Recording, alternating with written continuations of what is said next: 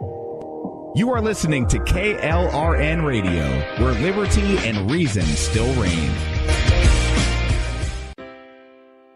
Most writers and radio show hosts know that to connect with your fans, you need to do more than just write books or record the latest podcasts. There are many different elements that go into forming an online platform, but there are also many hidden traps. To make matters worse, solid advice on how to survive the muddy waters is scarce. In the book Hidden Traps, I talk about some of the important issues of working with an online platform, highlighting traps that could put your physical or internet security at risk or be harmful to your reputation. Are your social media posts just links with a few disjointed words, making you look like someone who can't complete a sentence? Did your new website cost you more than you anticipated? Are you leaking your personal contact details across the web without even knowing it? Then you need Hidden Traps. Hidden Traps is now available in paperback and ebook from a variety of retailers, including Amazon, Barnes & Noble, and Kobo. Visit blackwolfpublications.com for more details.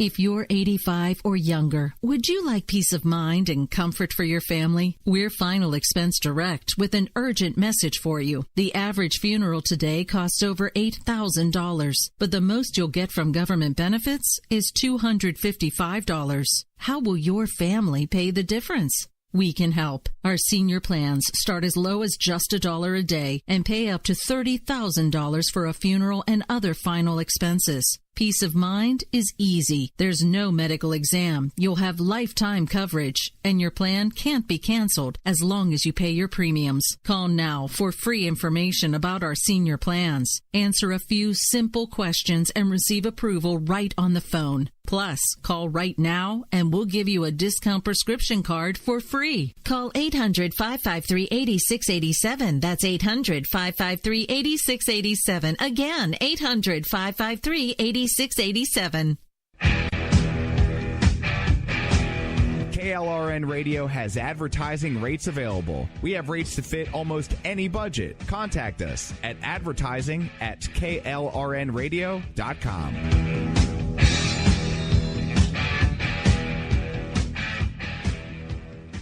Everyone loves liberty. Our rights come from God, not the government. So why are you letting other people tell you what's best for your health care? Exercise your freedom with Liberty Health Share. Liberty Health Share is a community of people who voluntarily share one another's medical costs. Liberty Health Share is founded on the idea that most people truly want to help one another. Healthcare sharing allows members to do just that as a true community that supports one another in times of need. Liberty believes people should make decisions for themselves and their families. Members are able to take back the freedom to make their own decisions about their health care. Freedom from guilt or doubt about how your money is used. You have the freedom to direct your health care, not to be dictated to by bureaucrats. Stop letting others tell you what to do and join a community of like-minded people. Exercise your freedom. Join Liberty Health Share and take back the control of your health care while helping those around you. Call Liberty at 855-58-LIBERTY. Again, that's 855-58-LIBERTY for more information, or you can check them out at libertyhealthshare.org. Again, that's libertyhealthshare.org.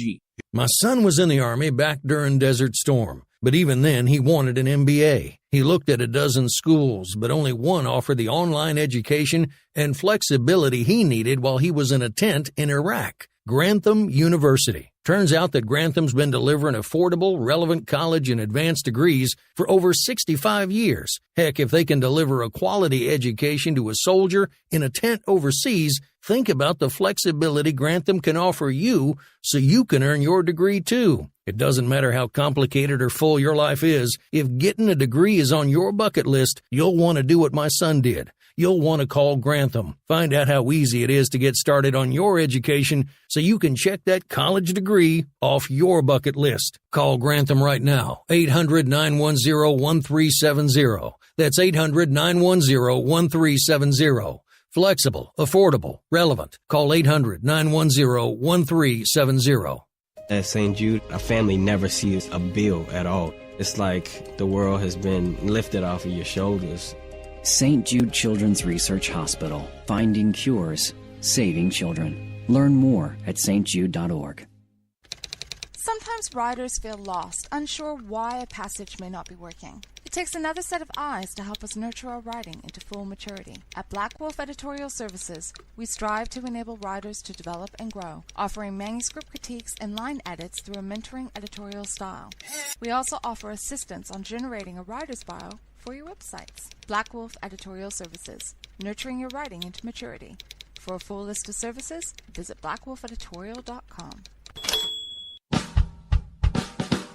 You're listening to the Spark Radio Network, internet radio like you've never heard before.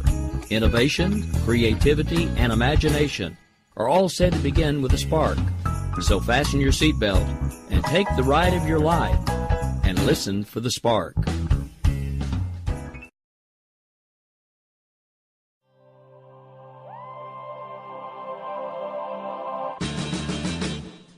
This is Dawn on the Air. It's a look at today's news and social commentary from an eyes-wide-open perspective. It's up to us to ensure the issues of today are decided by us, not for us, because no one will give us liberty.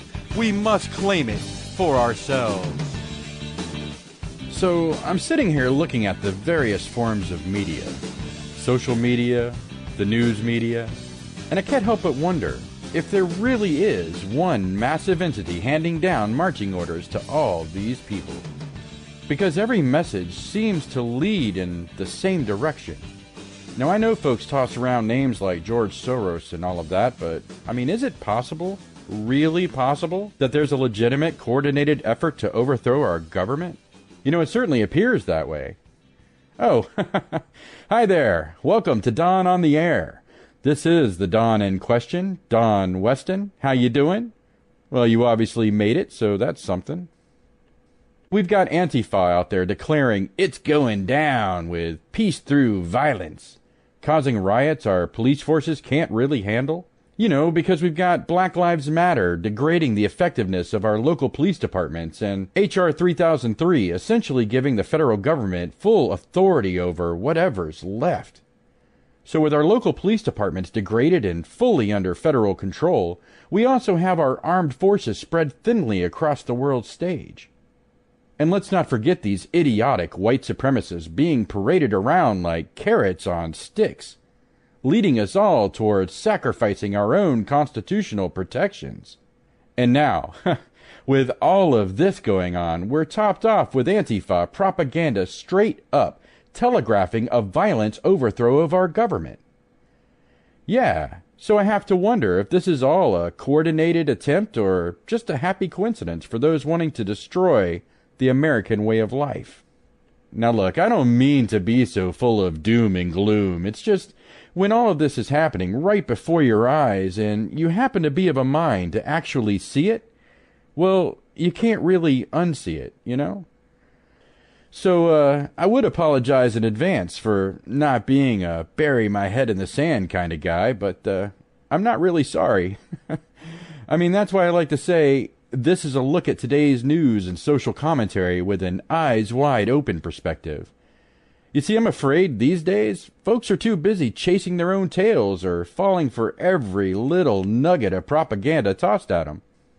Now look, I was going to use a starving dog analogy, but I don't need PETA on my case, so instead I'll go with, you know, it's kind of like our citizenry are cats, and the media, you know, all forms of media, have us chasing a laser pointer. Go get it, go get it, you almost have it, wait, look over there, go get it. I mean, it's sad, isn't it? But, I mean, you know, that's why we're here. I mean, some of us anyway. We're trying to shed some light on things. Maybe dull the visibility of that laser pointer a tad. And it's not all going to be super serious either. I mean, we'll find time to lighten the mood as well. Maybe squeeze in a laugh here or there. Who knows? But if you're new to the show, which you may be, after all, I just joined the KLRNRadio team and could not be happier to be here. But if you're, you know, not used to my style, you're probably wondering who I am or where I stand politically. And, well, you know, where one stands, it just isn't the typical question that it used to be. So that'll require a bit of explanation, and we'll get there in a little bit. But first, you know, there's something I really need to deal with. And that's Twitter. You know, it just might be a conduit to the devil. I know, that's a little old school, even for me, but, you know, it really does seem to bring out the worst in people sometimes. It's kind of like it serves as a direct connection from one's rear end to the rest of the world, and sometimes it just stinks. Now, I know I'm not being entirely fair. I mean, Twitter and other social media are often cesspools of negativity or serve as marketing billboards. But there are also plenty of everyday people out there, and even a few beacons of hope. I mean, look, normally I couldn't care less about the banner on Twitter, especially of celebrities. But comedian Michael Ian Black caught my eye when someone retweeted his critique of Kellyanne Conway. Now, it's the kind of tweet that, I wouldn't read in full, but the adjective of note was ghoul. So here we have yet another swipe by comedians at the expense of Conway's appearance. You know, the 30 Rock thugs on Saturday Night Live, they were quick to slut-shame her for some reason. I'm not even sure, that she ever really came across as slutty to me. Oh, well, they also liken her to the white trash stereotype, so I guess that package automatically includes slutty. But just so you know, I'm not a big Trump fan, and I think Kellyanne, she's good at her job, but beyond that, I really couldn't care less. They can show their disdain however they'd like. She's a hard-working mother and wife, and she certainly needs no help from me. It's just that, I find it odd because these SNL and other celebrity social justice warrior types are normally against the whole body-shaming thing. You think with all the attention paid to shaming the shamers of this worldwide anti-shaming campaign, these folks would actually lead by example. Michael Ian Black, he calls her a ghoul. SNL mocks her as trashy. I can certainly take a joke, but consistency, it's all I'm saying. Of course, there's nothing new about it. In fact, it kind of reminds me a little bit of high school. They're like a gaggle of mean girls who are only popular because they shut out those who don't conform or look or act a certain way. It's like, where are the feminists defending a fellow woman who's had to claw and fight for every yard of respect she's earned? Consistency. It goes a long way toward credibility. I know, everyone claims they give Kellyanne such a hard time because she lies. Oh, and if only that were true, they wouldn't have thrown so much support at Hillary Clinton. 'Cause she lied too, just so you know. At any rate, this follows a growing trend of comedians either making thoughtless, offhand comments like Jim Carrey fantasizing about murdering the president with a golf club, or Kathy Griffin's severed head debacle, or even Rosie O'Donnell sponsoring a web game where you march the president off to his demise. Look, guys, President of the United States. Respect the office. Imagine, just for a moment, replacing Trump with Obama in any of those tasteless demonstrations. The offender wouldn't last 5 minutes on the street. And it's not all focused on Trump either. It was only a couple of years ago that Quentin Tarantino went off at a Black Lives Matter protest, in the hopes of bolstering ticket sales for his then upcoming movie, The Hateful Eight. Oh yeah, I know, people say he was being genuine, but that's why you still see him out there protesting, right? No? Only right before The Hateful Eight movie released? Never before or since. Genuine.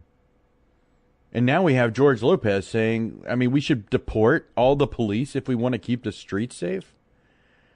Come on. The thing of it is, these folks, they must be really poor at their job. Sure, they entertain some and might even make others laugh, but to what end? No doubt their goal is to make money, but, the mission is something different. And it used to be explained as, well, bringing laughter or joy to the world.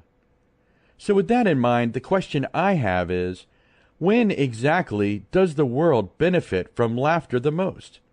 If all was right with the world, there'd already be positive energy out there and people would feel at ease. No, the world needs laughter and entertainment during times like these. The fact is, everything is not right with the world. There's plenty of anger, hatred, fear, and resentment running high across the country. Laughter is in short supply, and it doesn't come easy. So where are the comedians when we need them the most? Oh, they're out there, holding up bloody effigies of a sitting president, fantasizing on camera about murdering people we disagree with, trolling social media, stirring the pot, tossing in a little more anger, fear, and resentment? Now look, I do understand that comedians are real people with real thoughts and emotions, and they feel everything the same as we do. The difference, though, is their job. I mean, if you can't find humor in the world or don't want to make people laugh anymore, then just find another job. Make room under the spotlight for those people who do still want to make the world a better place. If you don't have any other marketable skills, I hear McDonald's is always hiring. You might even get up to $15 an hour if you happen to be a kiosk. I'm just saying, if you wanted to make a difference in the world, this is your chance. Put your personal feelings aside and do your job. If you just want to toss more garbage onto the dumpster fire, then get down off your pedestal and get in line. I mean, I feel the same way about these folks who, want to play actor and then run around and be a political activist in the off season. I mean, they have the right to say pretty much whatever they want. It's just unfortunate that I can't go see a Marvel movie and not be reminded that I'm supposed to pay for everyone's abortions and birth control when I see Scarlett Johansson. And how seeing Mark Ruffalo reminds me that everything about who I am is wrong, but how I must accept everyone else for who they are. Oh yeah, and it's great how they get to use superpowers to stop bullets from bad guys while telling us normal folk we're better off defenseless. And now, apparently, we need big government to watch over us and protect us from ourselves. According to the plotline of Civil War, which I won't even get started with right now.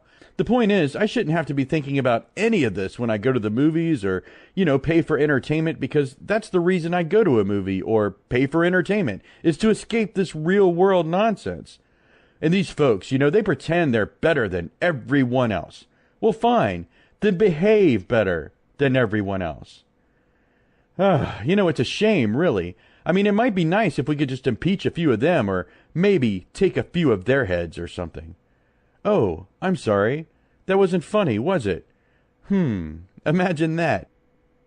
As it stands right now, we just live in a world of social hypocrisy. I mean, we have transgender folk out there demanding we accept them for who they want to be, yet they can't accept the rest of us for who we actually are. I was watching America's Got Talent about a month ago, and, well, no, I won't make any apologies for that. I love variety shows and talent shows. But America's Got Talent jumped on the transgender bandwagon and had Laverne Cox on. No, that's not a porn name, at least not that I'm aware of, but great, now I'm name-shaming. Oh, Lord, please don't let that become a thing. But anyway, she was born a boy and has since transformed into a female. Is that too much? Because it's really kind of convenient. Well, look, I'll get into the weeds of the transgender thing one day, but, I'm far more accepting of people's preferences than you might think, especially after what I'm about to say. I just take exception to the whole forced acceptance issue.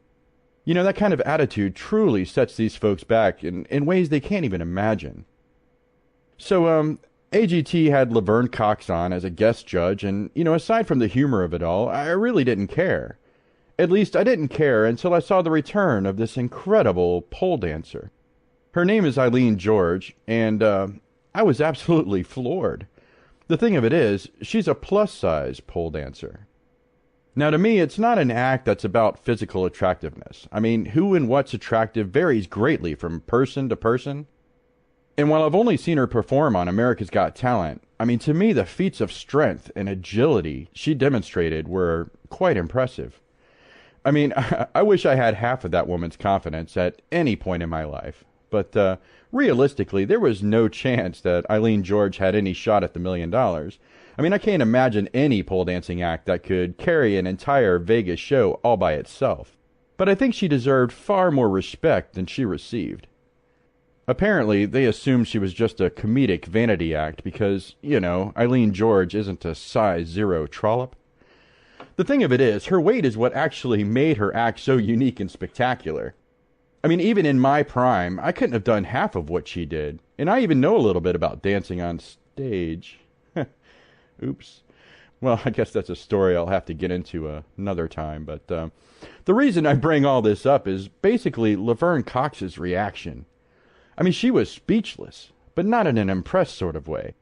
She looked, well, disgusted.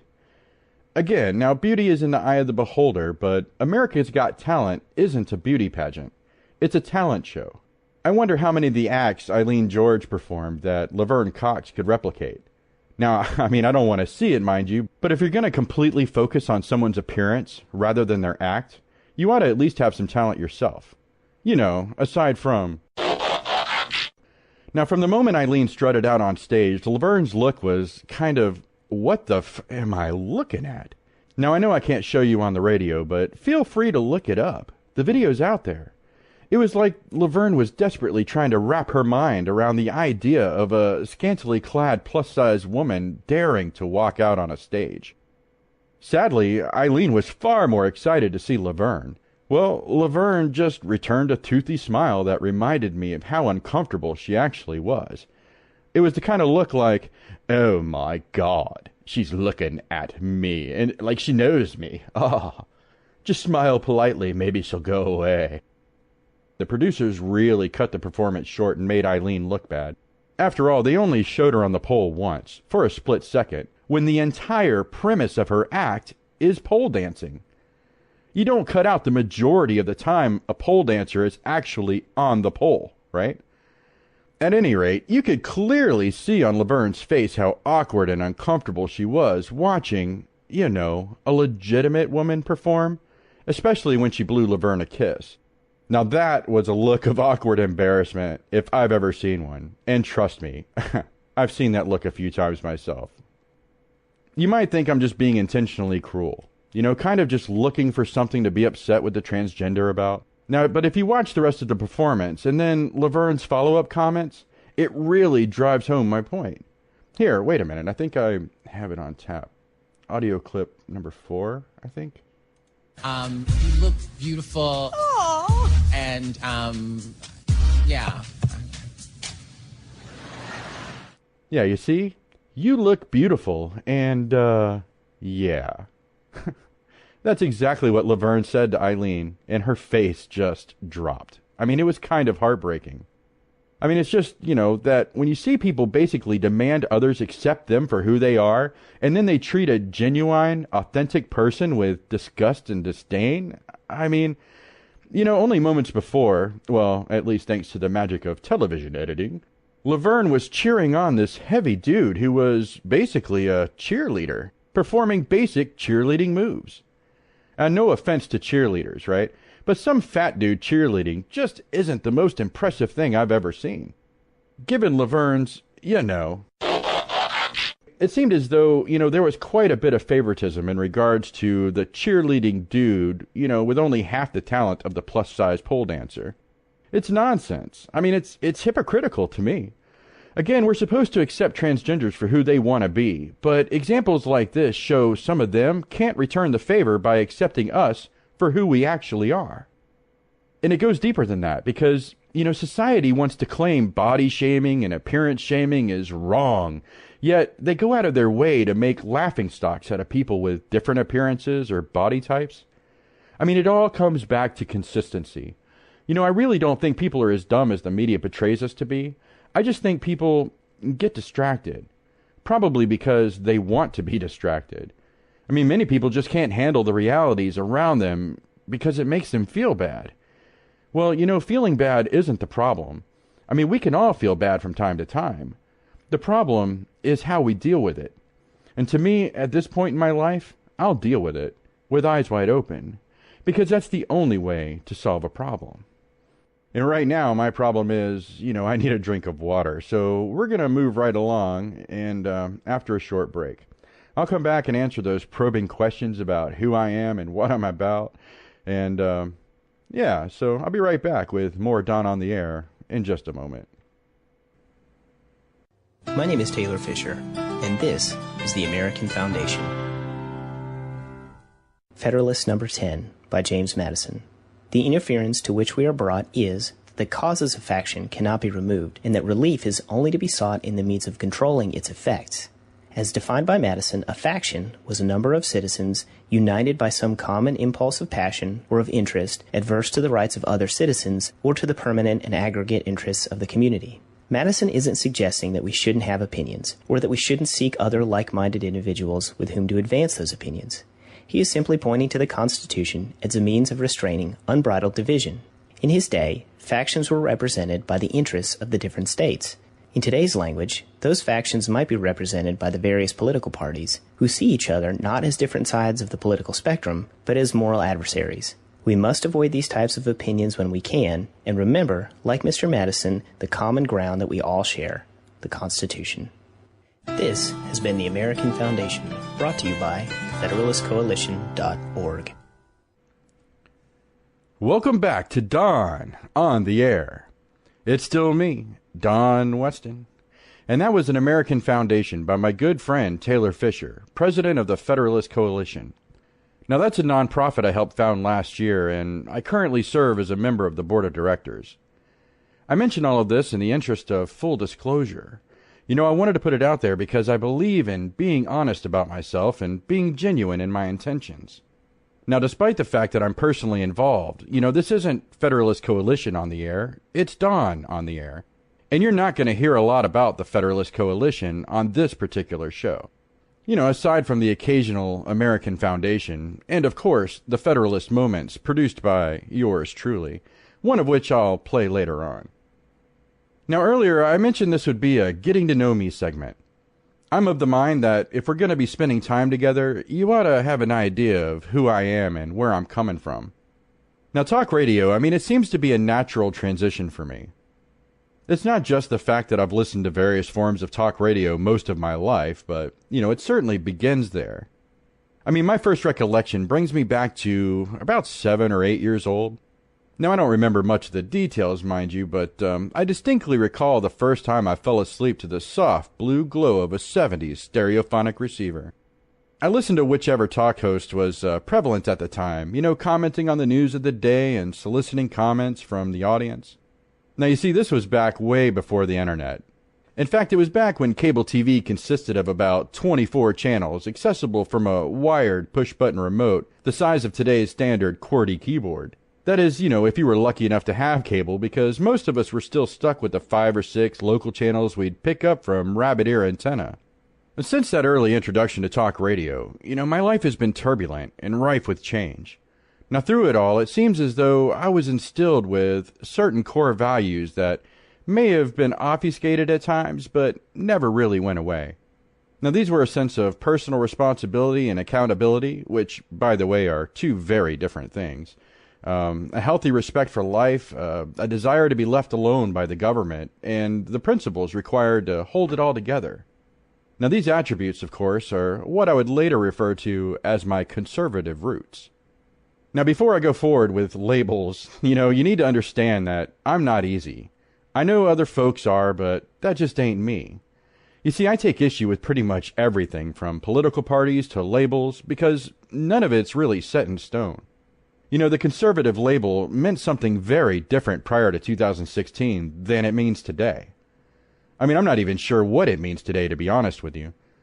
But I know it doesn't have anything to do with small government or personal accountability anymore, so when I say conservative roots, I'm talking about the specific traits I just mentioned. Anyway, don't get me wrong, I mean, I'm certainly no saint. The way we know we should live or the way we believe life ought to be isn't always the way things work out. In fact, I learned early on that what people say and what people do are often very different things. And as a result, you know, my life was torn asunder early on, and I was essentially on my own by 16. Now, this wouldn't have been a problem except that, you know, I was never really properly prepared for life, and I ended up surviving even worse experiences than what I began with.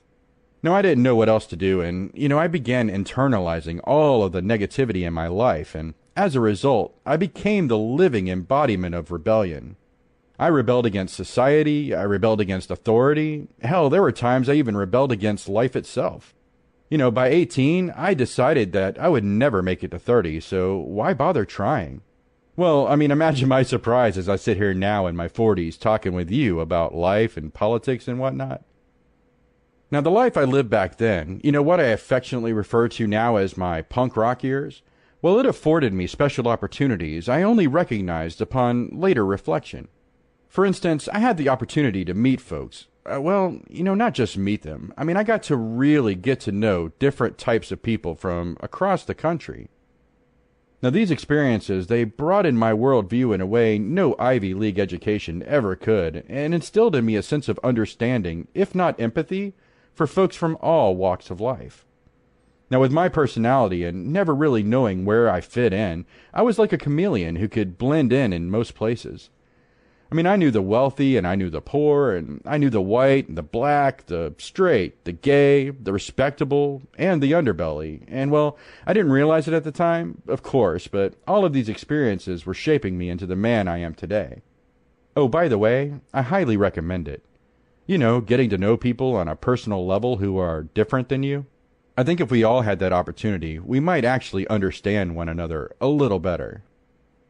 Well, another blessing and a curse from this period of my life is that I contracted incurable cynicism.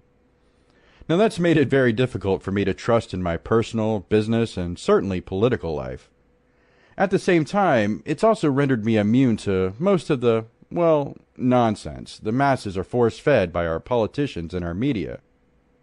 I believe this is what led to me being called a messenger by at least one person in every circle I've ever run with. Seriously. I've been called a messenger almost as often as I've been called a jerk, and for pretty much the same reason. You know, I genuinely speak my mind. I tend to see most things from a straightforward perspective, and I'm not afraid to say it.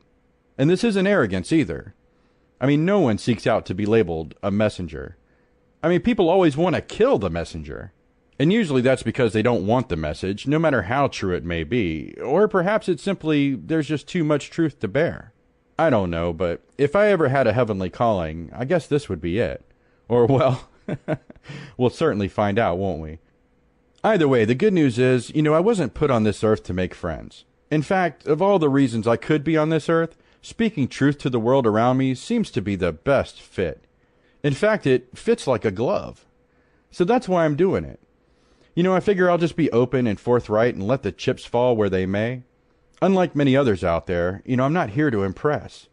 I figure either I can make a career out of just being honest with myself and the world, or, well, there are just plenty of other ways to make money. You don't have to sell yourself out or sell out your fans or your friends to thrive in this world, despite the many examples out there that would say otherwise. Anyway, the new millennium came and brought with it my first child and a renewed interest in life. This sparked some serious reflection, and that's when I realized my roots, the core of my being, were still intact. You know, my hairline may no longer support a mohawk, but that fire inside is still blazing, and this time it's tempered by those core values I mentioned earlier. Now, I've spent the last decade and then some, you know, in reflection of my life and our society and political landscape, and I always understood my rebellion against society and life. I mean, those battles were very personal. It's my sense of political rebellion that was a bit different.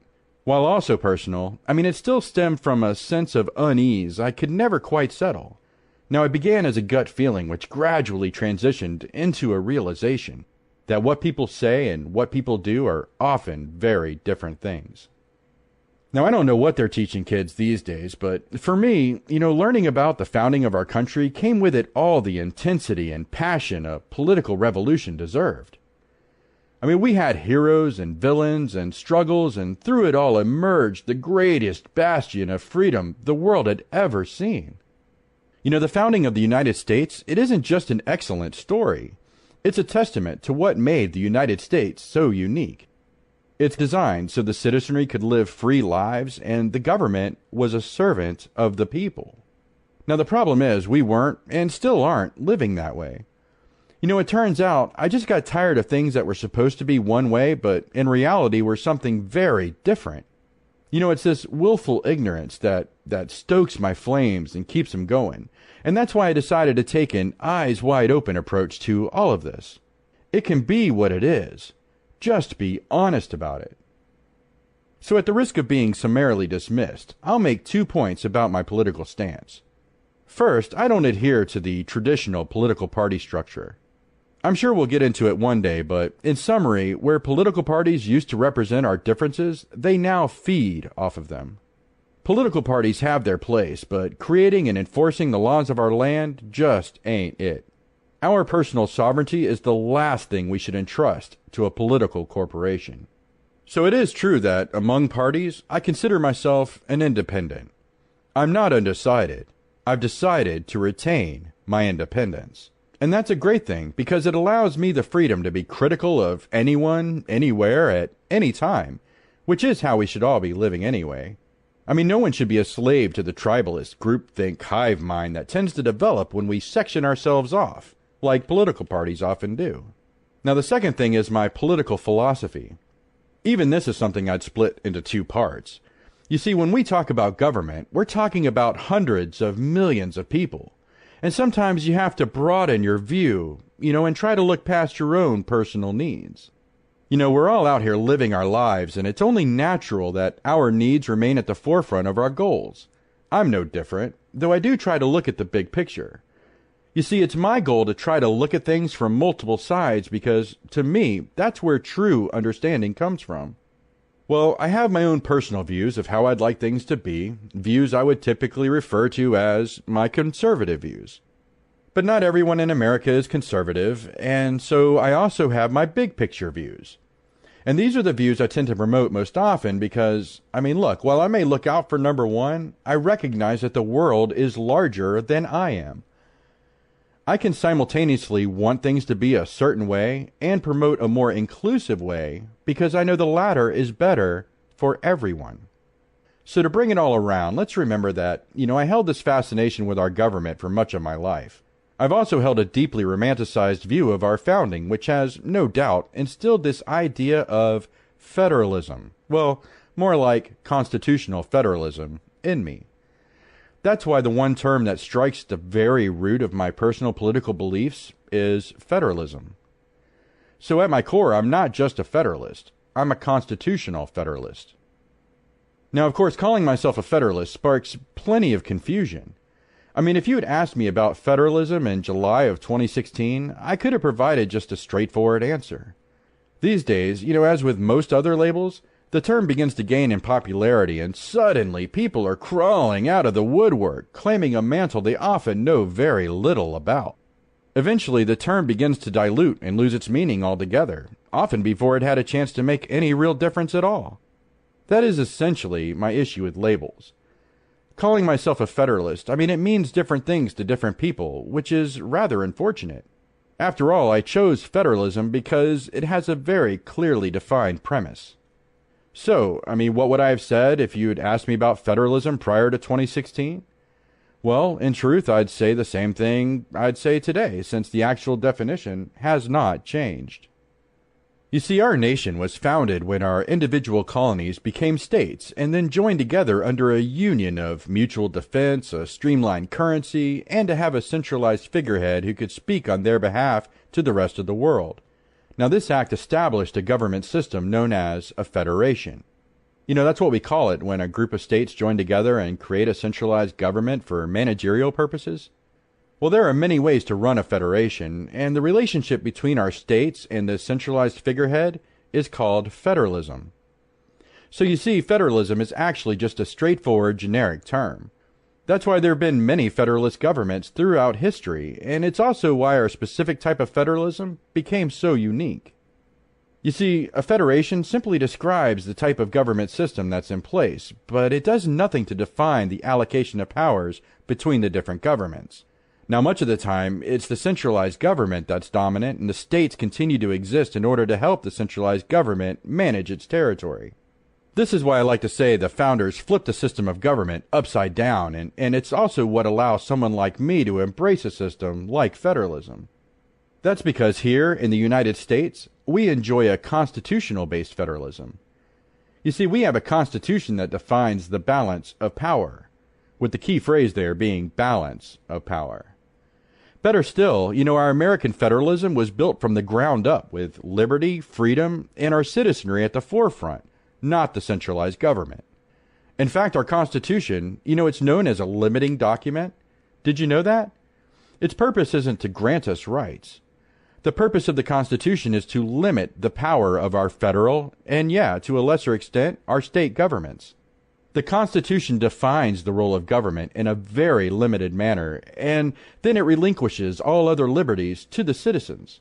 Well, to the states who, when ran properly, represent the citizenry. Now, this doesn't sound much like the world we live in today, does it? Well, no, of course not, because we've had hundreds of years where a political class was born and nurtured and has grown into this amorphous beast. I mean, it's like a fat cat that just eats liberty all day and just poops this legislation that is so obviously out of bounds per the Constitution. I mean, look, the Constitution is simple. The federal government was created to deal with X, Y, and Z. Everything else is deferred to the states. Everything. That's how the Constitution limits the federal government. And then our state representatives, you know, the ones who are supposed to represent our state's individual interests, yeah, over time they've just allowed the federal government to incrementally expand its power. Now think about that for a moment.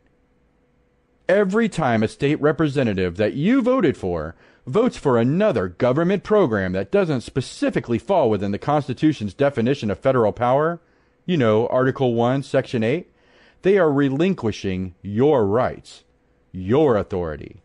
All, well, usually, in the name of the ultimate special interest group, political parties.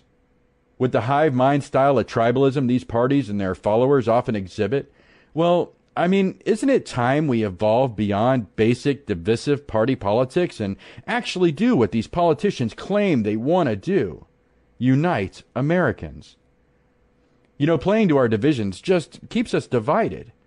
I want someone to stand up. No, I want all of us to stand up for everyone, and not against other citizens, but against the political class that wants all of this power, all of this control. And they're getting it. You'd think we'd want to retain the power, the control over our own lives. I'm guessing subservience is just a hard habit to break.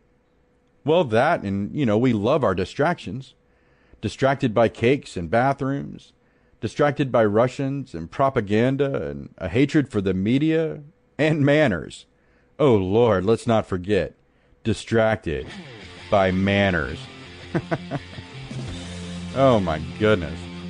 Well, I hope that put things into perspective a little bit. But we're going to take a short break, and then I'll return with that Federalist moment I was talking about, and we'll just keep things moving along. This is Don on the Air.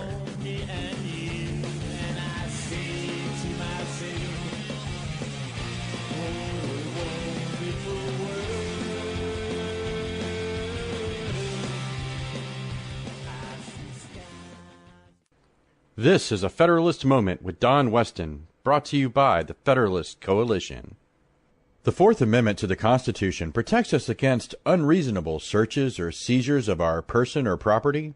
A reasonable search is one where probable cause is evident. You know, like when the police believe a crime's been committed and the result of a search would probably uncover evidence of that crime.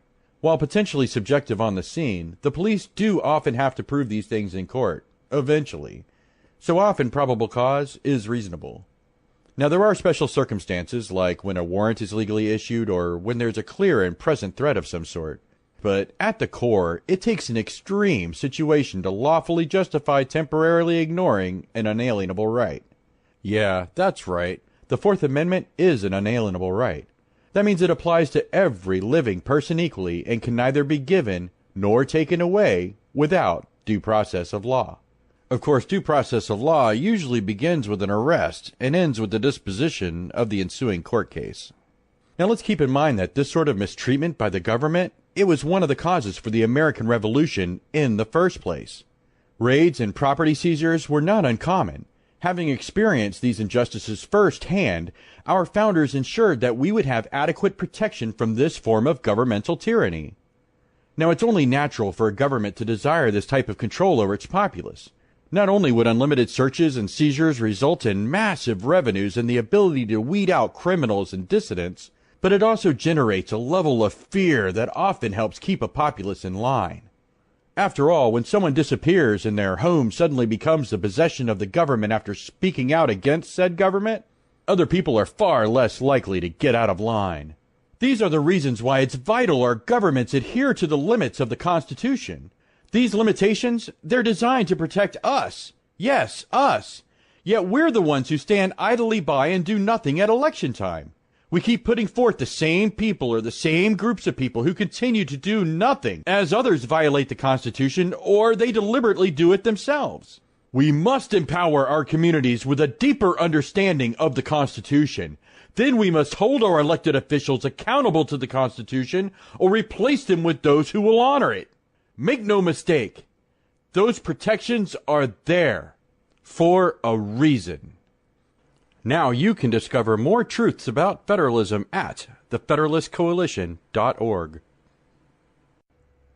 Hey, welcome back to Don on the Air.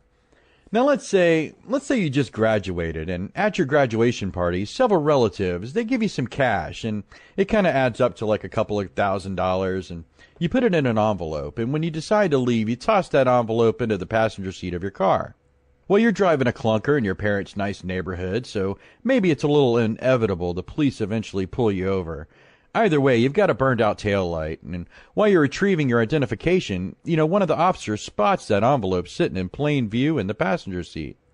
So, of course, he asks, what's in the envelope, and you answer honestly, and the officer on the passenger side reaches in the window to retrieve the envelope just to take a closer look.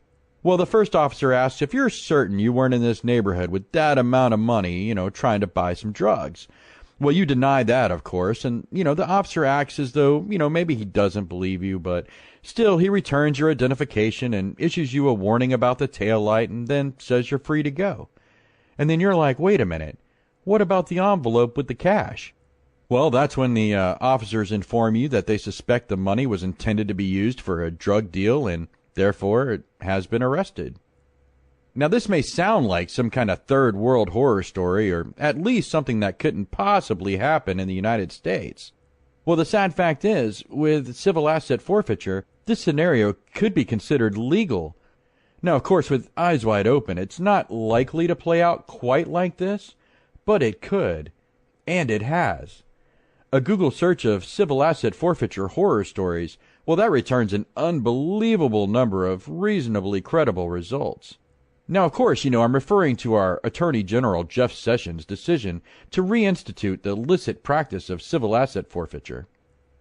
Sessions claims it's a key tool that helps law enforcement defund organized crime, take back ill-gotten gains, and prevent new crimes from being committed. But Sessions went on to say, President Trump has directed his Justice Department to reduce crime in this country, and we will use every lawful tool that we have to do just that. The Fourth Amendment to the Constitution is clearly written. You don't need a law degree to understand plain English. So what else I know that's easy to understand? Our Bill of Rights are unalienable rights, which require due process of law to suspend, and the Bill of Rights includes, guess what? The Fourth Amendment. You know what else? I know the Constitution is the supreme law of the land, and only federal laws that support the Constitution are considered part of the law of the land. And I also know our leaders in all three branches of government must take the oath of office, which is an oath to whom? Not a whom, but a what? The Constitution. You see, it always comes back to the Constitution, just as it should. The problem is, people find it difficult to change the Constitution. So instead, they create workarounds. That's what civil asset forfeiture is today, a workaround to the Constitution. To set the stage, civil asset forfeiture allows the government to effectively charge an object or a possession with a crime. That's why it's a workaround to the Constitution, you see. The Bill of Rights doesn't protect things, it protects people. So when you take people out of the equation, you get rid of that pesky Constitution. Now, what our founders and those who honor the Constitution absolutely did not want was for our citizenry to be plagued by a government who could, at any time, lock them away and seize their assets. That was the entire point of the Fourth and Fifth Amendments. So what makes our federal government and state governments think they can do so now? Well, it's the same tactic they've always used to create workarounds to the Constitution. It's called incrementalism. No, it's true. Our founders limited our various governments with the Fourth Amendment, Some latitude was granted. Over the decades, a little more justification was granted here and there due to whatever special need arose. I mean, I think it was, 1984 when the government allowed state police agencies to keep the proceeds from confiscated goods. Yeah, that was incentive. Well, eventually we ended up in a place where we are now, where local and federal law enforcement agencies can seize your private property under the mere suspicion of it being used for illegal purposes. I mean, our Justice Department claims the multiple benefits to civil asset forfeiture include punishing criminals, encouraging cooperation between various governments and law enforcement agencies. I mean, yeah, sure, after all, they get to split the proceeds, right? And all of this leads to the main justification. Well, I think it's the main justification, but it's a source of revenue. Now, there are traditional objections to civil asset forfeiture. I mean, everything from the clear constitutional violations to accusations of policing for profit. But then there are my objections. For instance, if objects can be charged and ultimately convicted of crimes, then don't we set the precedent for arguments like guns kill people instead of people kill people? After all, a gun is an object, and if an object can be charged with a crime, well, I mean, we've already got some states, like New York, that use constitutional workarounds, or as I like to refer to them, illegalities, to circumvent the Second Amendment. I mean, in that state, law enforcement can seize legally owned firearms from someone under that fun-filled catch-all term, suspicion. Remember, anyone can be suspected of anything at any time. This is why we have due process of law in the first place. That way we can go from suspicion to evidence to trial to conviction, not go straight from suspicion to punishment. But now look, on the upside, I mean, there has been a lot of movement in regards to reforming civil asset forfeiture on the state level. The folks over at the Institute for Justice at ij.org, they have excellent resources, and among those is a list of the states and where they fall in line regarding civil asset forfeiture. Now, they tell us since 2014, 24 states and the District of Columbia have reformed their civil forfeiture laws. But, of course, you have to remember that reform doesn't necessarily mean it's constitutionally compliant. That just means the laws have gotten better. But still, before 2014, we had only 4 states that were lawful actors in regard to the Fourth Amendment.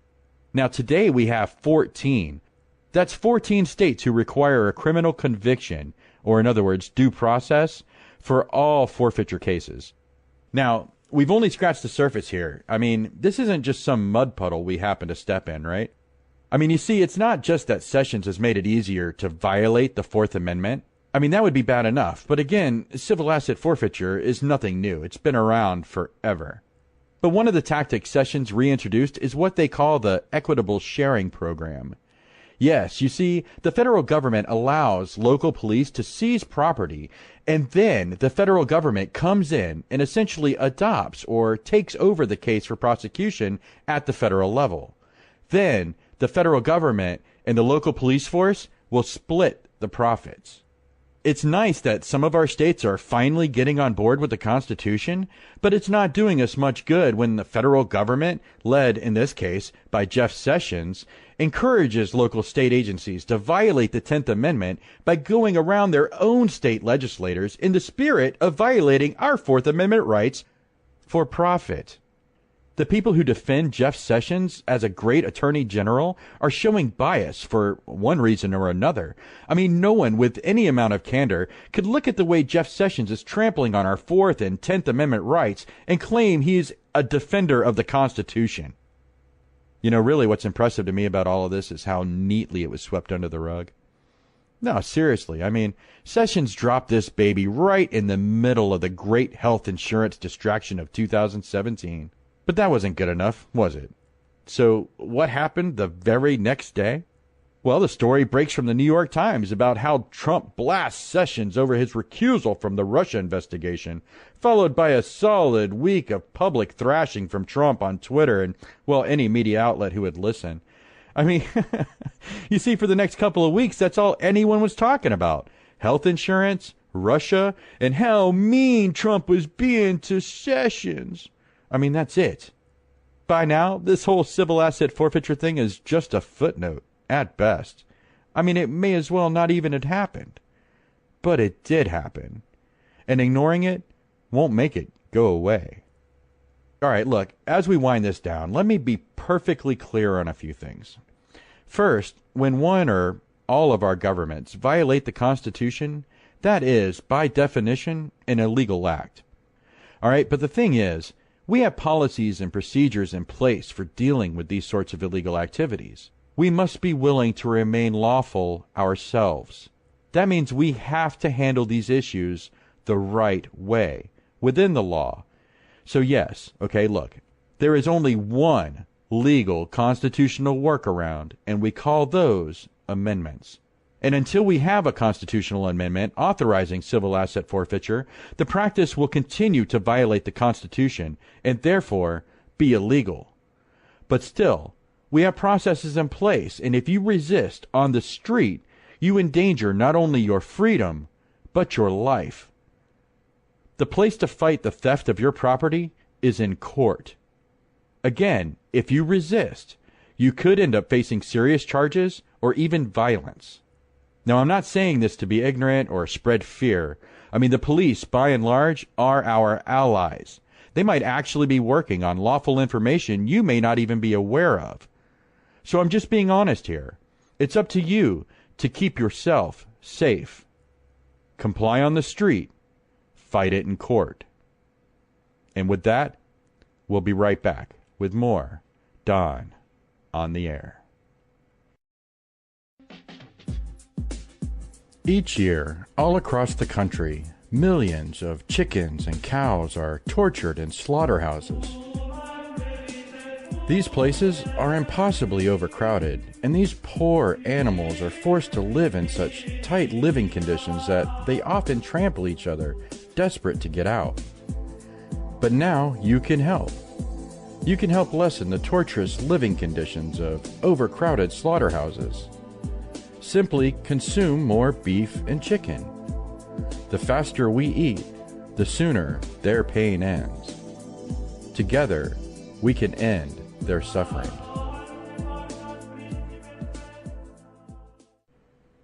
Wow, it turns out I actually have a couple of more minutes here, so I thought I'd address something I hear fairly often these days.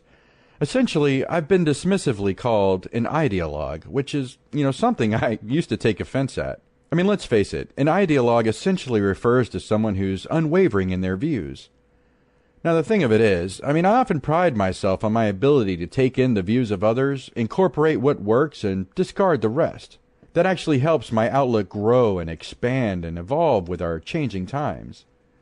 But I've also come to understand that, while my peripheral views may change, my core, the foundation that makes up my beliefs, well, that's rock solid. Now, upon further reflection, I can't help but agree. I am a bit of an ideologue, and now I'm proud of it.